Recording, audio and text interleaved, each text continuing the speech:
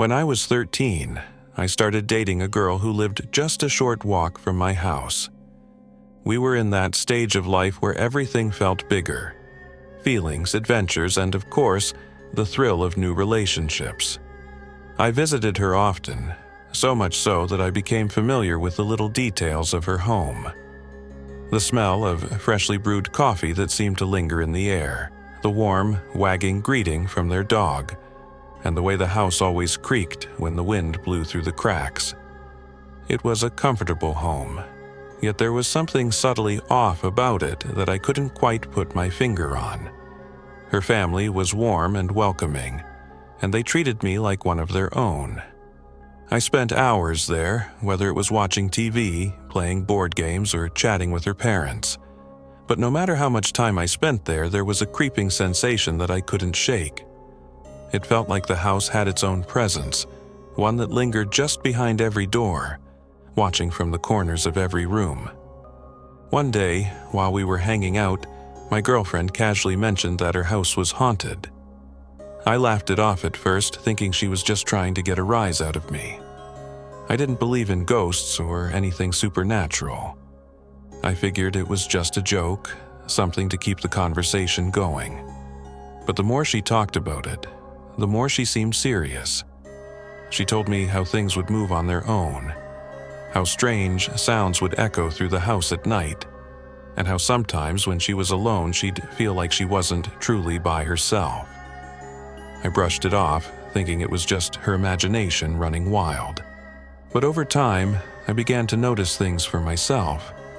Little oddities that made me question my skepticism. At first, it was just small tapping sounds. They would start in the middle of the night, faint but consistent, like someone was tapping their fingers on the walls. I assumed it was just the house creaking, maybe the wind shaking the shutters. It was Florida, after all, and the weather was unpredictable. But then, the sound started to change. It wasn't just tapping anymore. There were strange, low scratching noises coming from her closet. At first, we thought it was her cat. She had a little gray tabby who loved to sneak into the closet and explore, so we assumed the cat had gotten stuck inside. But when we opened the door, there was nothing there. No cat, no sign of any animal at all. What we did find was something much stranger: scratch marks. Long, jagged scratches all over the inside of the closet door. They were too low to be made by a person, and too deliberate to be from a random animal. The marks were deep, almost like something had been trying to claw its way out. My first instinct was to rationalize it. It had to be a rat or a raccoon, something that had gotten into the walls and scratched at the door. I told myself it was just a coincidence, but deep down, I couldn't shake the feeling that something wasn't right. The scratching continued, getting louder and more frequent. It was no longer just in the closet. It seemed to echo through the walls of the house at night. There were other strange occurrences too. The cat started acting weird, avoiding certain rooms and staring at corners like it was watching something we couldn't see. And then there were the feelings. The moments when I'd be alone in a room and feel like I wasn't alone at all. A sense of unease would wash over me, like there was something just out of sight, watching me. Despite all this, I refused to believe that anything supernatural was happening. I told myself it had to be something logical, something explainable. But as the days went by, the feeling of dread grew stronger, and the strange events began to escalate. One afternoon, my girlfriend invited me over. Her family was out, and we had the house to ourselves. I remember walking up to the door and noticing something odd. There were no cars in the driveway. I knocked, and she let me in. The house felt eerily quiet, too quiet. We went straight to her room to hang out and watch TV. After a while, we decided to go grab some snacks from the kitchen. When we returned, we turned off the TV and just started talking. Forces at play in this world. It was then that we heard it. A voice, loud and clear, calling my girlfriend's name from just outside her bedroom door.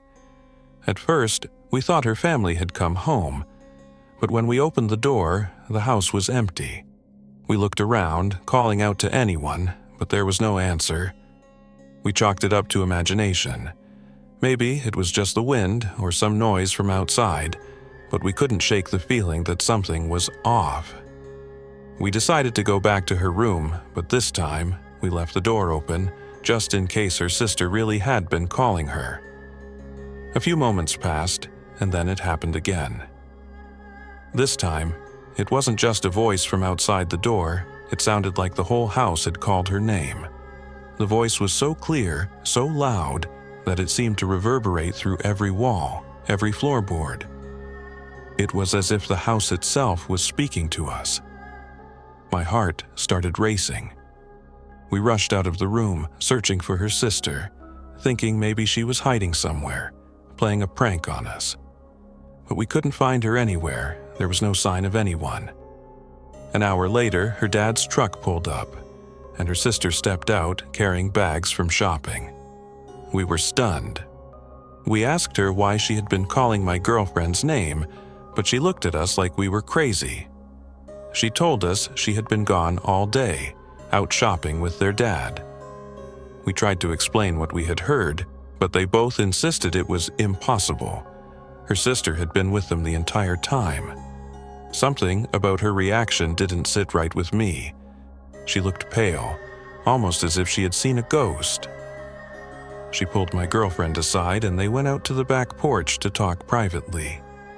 When they returned, my girlfriend seemed a little shaken, but tried to brush it off. I pressed her for answers, and she finally told me what her sister had said. Years ago, when my girlfriend's sister was still living in that room, she had woken up one night to find the attic door above her bed cracked open. What she saw when she looked up froze her in place. Staring back at her from the darkness of the attic was a face, her own face.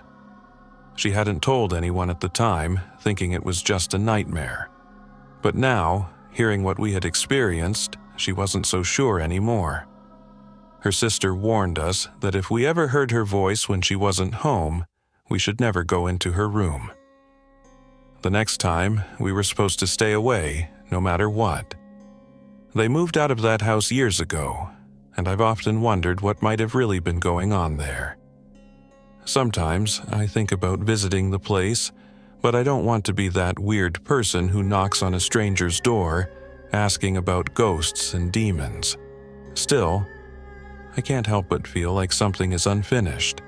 That experience was the one thing that made me truly question whether there's an afterlife or if there are darker forces at play in this world.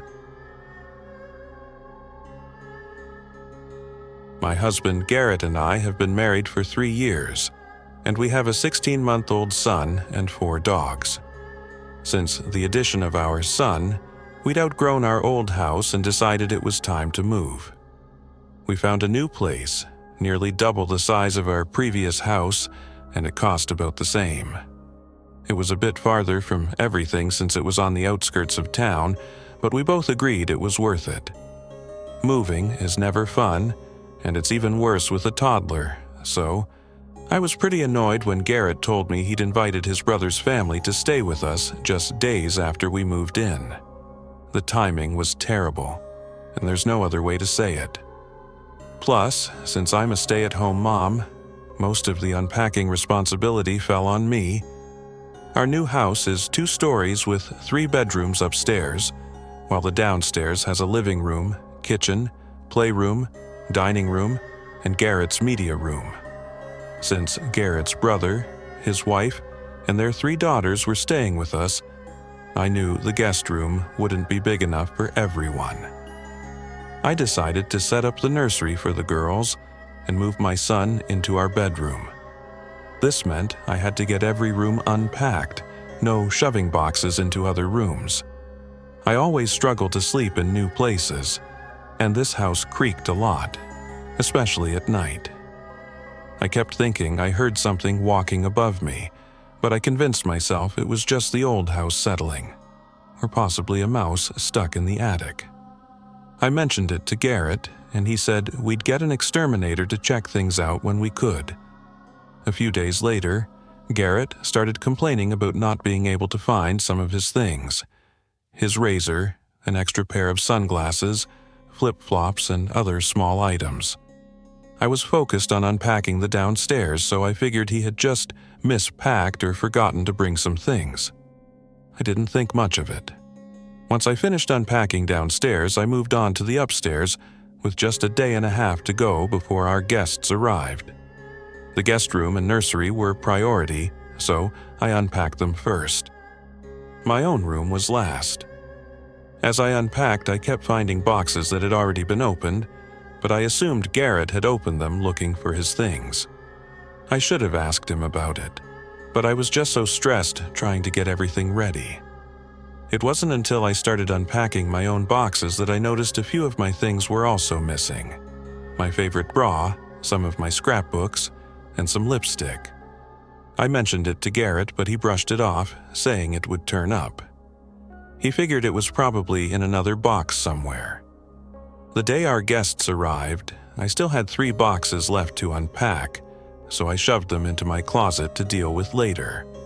Having 8 people and 4 dogs in one house was chaotic, especially with 4 of those people under the age of 5. One morning, my sister-in-law asked if I'd seen a pink blanket belonging to one of her daughters. I had no idea where it was, but she blamed my dogs or my son. I love my nieces, but I was so relieved when their visit ended a week later.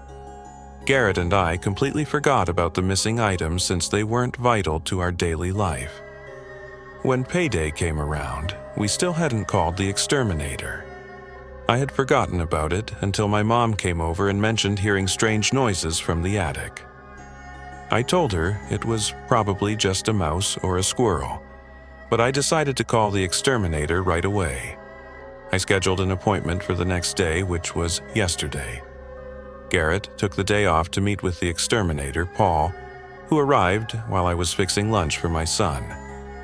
Garrett took Paul up to the attic to check things out, but they came back down quickly. Garrett was acting strange, and there was an urgency in his tone when he told me to take our son outside and wait for Paul while he put the dogs in the backyard. I was confused, but followed his instructions. Paul told me to wait in his truck with the AC on, and Garrett soon joined us, looking absolutely terrified. I had never seen him so scared in my life. After a few minutes, Garrett made some calls, and then he and Paul sat in the truck with me. Paul immediately locked the doors once we were inside. Garrett didn't tell me what they'd found until the police arrived. It turned out that in the attic there was an air mattress with blankets that appeared to have been recently slept on. Most of our missing items were there: my scrapbooks, torn pages with faces marked with red X's, my lipstick used to draw on the pictures, Garrett's razor, but with the blades missing, and my son's stuffed animal, which had been repeatedly stabbed with a kitchen knife. My bra was also found, and there was something disturbing on it. I couldn't believe what I was hearing. Everything was so surreal, and I was in a complete blur. We made statements to the police, and they took a lot of pictures, both of the attic and the areas where the missing items had been last seen. We stayed in a hotel that night and will likely be staying there for the foreseeable future. I don't even want to go back to the house, but we can't afford to break our lease. Garrett has been working on setting up a home security system and changing the locks. He's also planning to call the detective tomorrow for any updates. I'm hoping they can get a DNA match from the evidence on my bra. Honestly, I won't feel safe again until they catch whoever was in that attic. It felt as though footsteps were echoing through the house. The thumping noises halted directly above the attic door, and then there was a chilling silence. I stared at the attic door, my mind racing, waiting for something, anything to happen. But when the door slowly began to open, it didn't feel real. Even though I was anticipating something, I wasn't prepared to actually see the door lift. Quietly, I slid out of bed, tiptoed to my mom's room and whispered an explanation to her. Without hesitation, she gently urged me to stay in her room as she went to gather my brothers. Minutes dragged on in the silence. Then I heard chaos erupt from my room, my two older brothers yelling in a heated argument, while my mom screamed at them to come downstairs. It seemed that whoever, or whatever, had been in the attic was no longer there. Both of my brothers ventured into the attic only to find it empty. My mom had also heard the strange noises, but had dismissed them until I told her about the door opening. After that night, the noises stopped. The only sounds I ever heard were the occasional creaks and cracks in the ceiling above me. Sometime later, I found myself renting a small, single-family home in a town near my job. It was only a temporary arrangement, as I planned to stay for just a few months. The landlord wasn't exactly friendly and always seemed off, making the situation uncomfortable. The first week went by uneventfully, and since I was living alone, I didn't need much space for my belongings. The house had an attic, but I never felt the need to explore it. My things were stored either in the garage, the spare rooms, or the closets. But one day, curiosity got the best of me. I wondered just how much space there was in the attic, so I decided to pull down the attic door. It wouldn't budge. Upon closer inspection, I noticed a small lock on the attic door. The landlord had never given me a key. The next day, I called him about it. He told me the attic was off limits and wasn't included in the rent. I wasn't entirely sure he had the right to do that, but I was paying a fair price for the house and didn't want to cause trouble. The next morning, as I was making breakfast, something felt off. I grabbed some milk from the fridge, and as I opened the carton, I began to question whether it had gone down in volume. Surely, I hadn't drunk that much milk, had I?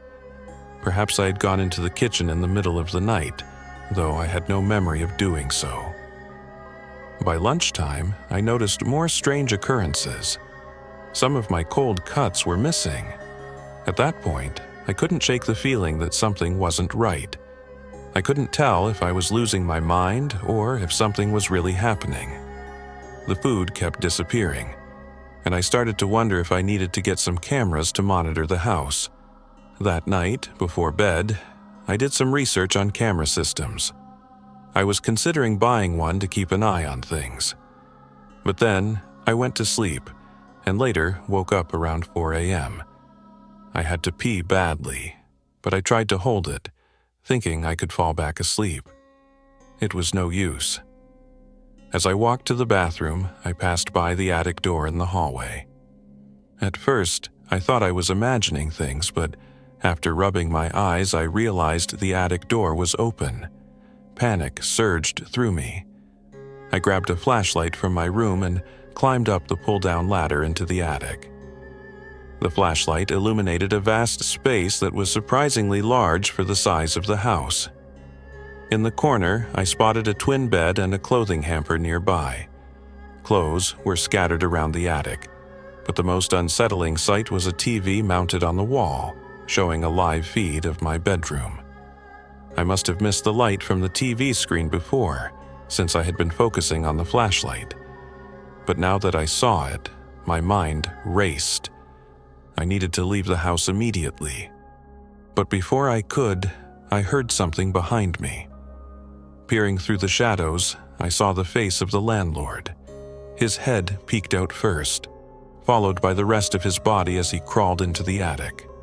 His expression was cold, devoid of emotion, and his eyes widened as he reached for me. With a slow, chilling shh, he pressed his finger to his lips, as if trying to silence me. I don't know how, but I managed to push past him, scrambling down the ladder. I quickly pulled it up, locking the attic door behind me. I grabbed my phone and fled the house, running out into the night. I immediately called the police, and when they arrived, the landlord was nowhere to be found. However, they tracked him down the next day at his brother's house in a nearby rundown town. I moved to a new apartment just 2 days later, but the experience left me with a deep unease. I knew one thing for certain. When I finally buy a house, I will make sure it has no attic.